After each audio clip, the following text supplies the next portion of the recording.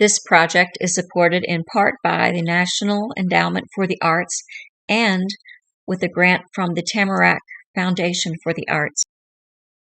Welcome to Athena Stained Glass.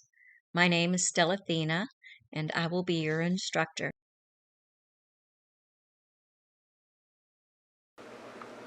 Anyone can learn to do stained glass.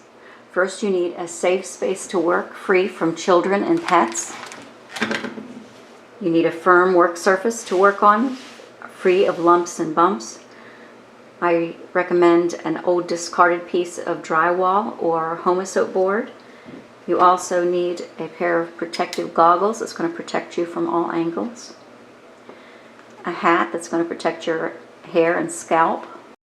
Wear clothes and shoes that cover.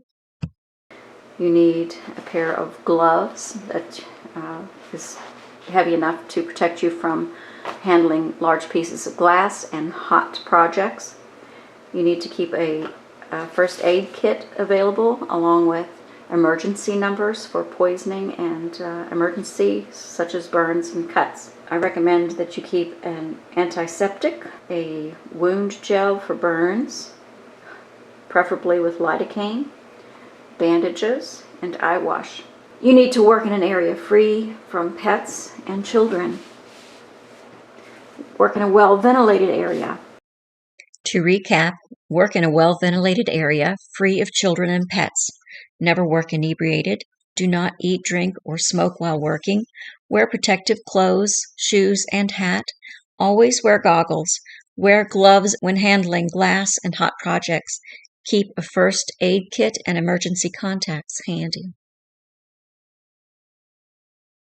Please continue to the next section, an introduction to the tools and supplies needed to do stained glass.